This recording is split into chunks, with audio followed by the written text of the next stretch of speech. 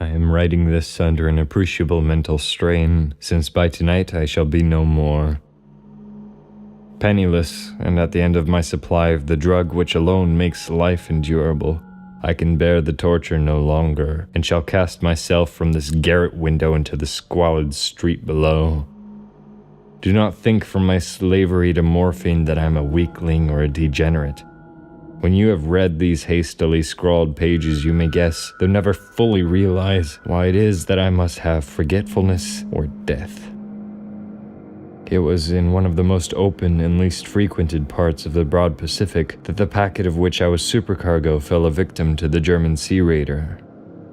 The Great War was then at its very beginning, and the ocean forces of the Hun had not completely sunk to their later degradation, so that our vessel was made a legitimate prize, whilst we of her crew were treated with all the fairness and consideration due us as naval prisoners. So liberal, indeed, was the discipline of our captors that 5 days after we were taken, I managed to escape alone in a small boat with water and provisions for a good length of time. When I finally found myself adrift and free, I had but little idea of my surroundings. Never a competent navigator, I could only guess vaguely by the sun and stars that I was somewhat south of the equator. Of the longitude I knew nothing, and no island or coastline was in sight.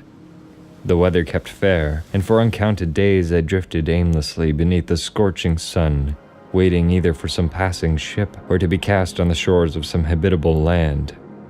But neither ship nor land appeared, and I began to despair in my solitude upon the heaving vastnesses of unbroken blue.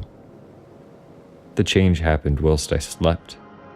Its details I shall never know, for my slumber, though troubled and dream-infested, was continuous. When at last I awaked, it was to discover myself half-sucked into a slimy expanse of hellish black mire which extended about me in monotonous undulations as far as I could see, and in which my boat lay grounded some distance away. Though one might well imagine that my first sensation would be of wonder at so prodigious and unexpected a transformation of scenery, I was in reality more horrified than astonished, for there was in the air and in the rotting soil a sinister quality which chilled me to the very core. The region was putrid with the carcasses of decaying fish, and of other, less describable things which I saw protruding from the nasty mud of the unending plain. Perhaps I should not hope to convey in mere words the unutterable hideousness that can dwell in absolute silence and barren immensity. There was nothing within hearing, and nothing in sight save a vast reach of black slime, yet the very completeness of the stillness and the homogeneity of the landscape oppressed me with a nauseating fear. The sun was blazing down from a sky which seemed to me almost black in its cloudless cruelty, as though reflecting the inky marsh beneath my feet. As I crawled into the stranded boat, I realized that only one theory could explain my position. Through some unprecedented volcanic upheaval, a portion of the ocean floor must have been thrown to the surface, exposing regions which for innumerable millions of years had lain hidden under unfathomable watery depths. So great was the extent of the new land which had risen beneath me, that I could not detect the faintest noise of the surging ocean, strain my ears as I might, nor were there any seafowl to prey upon the dead things. For several hours I sat thinking or brooding in the boat, which lay upon its side and afforded a slight shade as the sun moved across the heavens.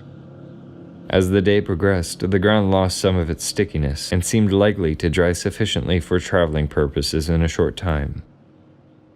That night I slept but little, and the next day I made for myself a pack containing food and water, preparatory to an overland journey in search of the vanished sea and possible rescue.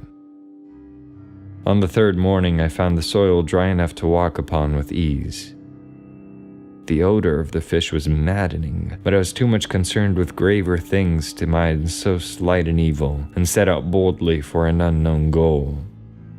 All day I forged steadily westward, guided by a faraway hummock which rose higher than any other elevation on the rolling desert. That night I encamped, and on the following day still traveled toward the hummock, though that object seemed scarcely nearer than when I had first espied it. By the fourth evening I attained the base of the mound, which turned out to be much higher than it had appeared from a distance, an intervening valley setting it out in sharper relief from the general surface. Too weary to ascend, I slept in the shadow of the hill.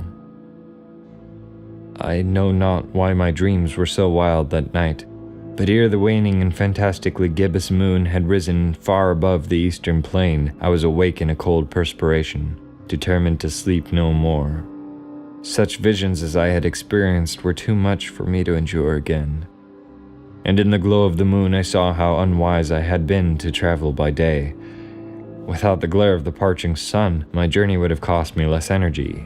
Indeed, I now felt quite able to perform the ascent which had deterred me at sunset. Picking up my pack, I started for the crest of the eminence. I have said that the unbroken monotony of the rolling plain was a source of vague horror to me, but I think my horror was greater when I gained the summit of the mound and looked down the other side into an immeasurable pit or canyon whose black recesses the moon had not yet soared high enough to illumine. I felt myself on the edge of the world, peering over the rim into a fathomless chaos of eternal night. Through my terror rang curious reminiscences of Paradise Lost and of Satan's hideous climb through the unfashioned realms of darkness. As the moon climbed higher in the sky, I began to see that the slopes of the valley were not quite so perpendicular as I had imagined. Ledges and outcroppings of rock afforded fairly easily footholds for a descent, whilst after a drop of a few hundred feet, the declivity became very gradual. Urged on by an impulse which I cannot definitely analyze, I scrambled with difficulty down the rocks and stood on the gentler slope beneath, gazing into the Stygian deeps where no light had yet penetrated. All at once, my attention was captured by a vast and singular object on the opposite slope, which rose steeply about 100 yards ahead of me, an object that gleamed whitely in the newly bestowed rays of the ascending moon. That it was merely a gigantic piece of stone, I soon assured myself, but I was conscious of a distinct impression that its contour and position were not altogether the work of nature. A closer scrutiny filled me with sensations I cannot express, for despite its enormous magnitude and its position in an abyss which had yawned at the bottom of the sea since the world was young, I perceived beyond a doubt that the strange object was a well-shaped monolith whose massive bulk had known the workmanship and perhaps the worship of living and thinking creatures. Dazed and frightened, yet not without a certain thrill of the scientist's or archaeologist's delight, I examined my surroundings more closely. The moon, now near the zenith, shone weirdly and vividly above the towering steeps that hemmed in the chasm, and revealed the fact that a far-flung body of water flowed at the bottom, winding out of sight in both directions, and almost lapping my feet as I stood on the slope. Across the chasm, the wavelets washed the base of the Cyclopean monolith, on whose surface I could now trace both inscriptions and crude sculptures. The writing was in a system of hieroglyphics unknown to me, and unlike anything I had ever seen in books, consisting for the most part of conventionalized aquatic symbols such as fishes, eels, octopi, crustaceans, mollusks, whales, and the like. Several characters obviously represented marine things which are unknown to the modern world, but whose decomposing forms I had observed on the ocean-risen plain. It was the pictorial carving, however, that did most to hold me spellbound. Plainly visible across the intervening water on account of their enormous size were an array of bas-reliefs whose subjects would have excited the envy of a Dore. I think that these things were supposed to depict men, at least a certain sort of men, though the creatures were shown disporting like fishes in the waters of some marine grotto or paying homage at some monolithic shrine which appeared to be under the waves as well. Of their faces and forms I dare not speak in detail, for the mere remembrance makes me grow faint. Grotesque beyond the imagination of a Poe or a Bulwer, they were damnably human in general outline despite webbed hands and feet, shockingly wide and flabby lips, glassy, bulging eyes, and other features less pleasant to recall. Curiously enough, they seemed to have been chiseled badly out of proportion with their scenic background, for one of the creatures was shown in the act of killing a whale represented as but little larger than himself.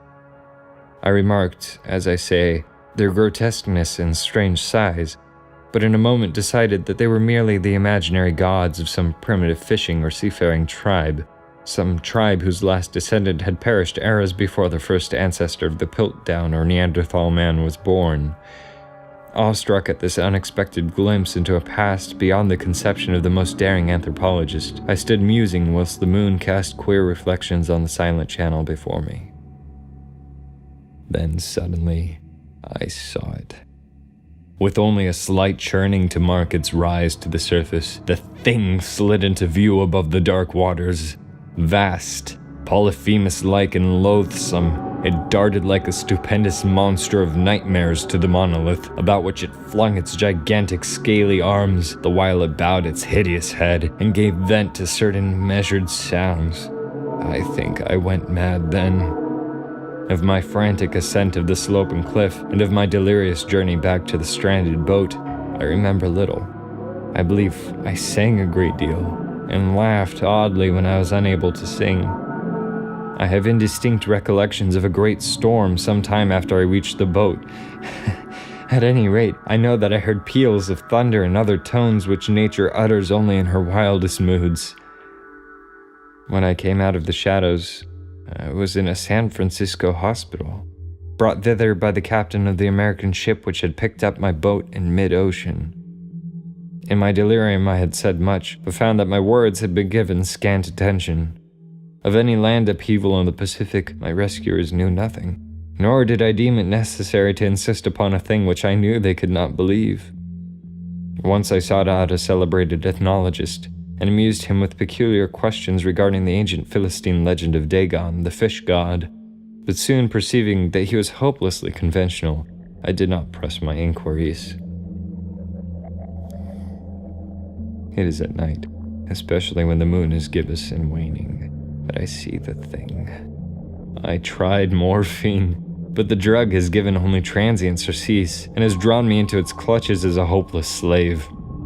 So now I am to end it all, having written a full account for the information or the contemptuous amusement of my fellow men. Often I ask myself if it could not all have been a pure phantasm, a mere freak of fever as I lay sun-stricken and raving in the open boat after my escape from the German man-of-war. This I ask myself, but ever does there come before me a hideously vivid vision in reply.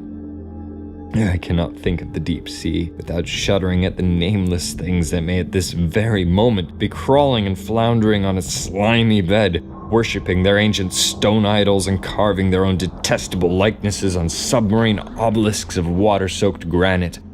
I dream of a day when they may rise above the billows to drag down on their reeking talons the remnants of puny, war-exhausted mankind, of a day when the land shall sink and the dark ocean floor shall ascend amidst universal pandemonium. The end is near. I hear a noise at the door, as if some immense slippery body lumbering against it. It shall not find me. God, that hand. The window.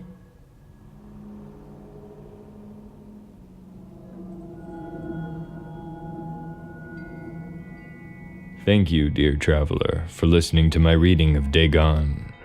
There's more coming, far more. If you're willing to risk your peace of mind, no, your safety, for some dark tales, subscribe and you will receive in the coming months a reading of the cursed tale, The Call of Cthulhu. Until then, stay sane.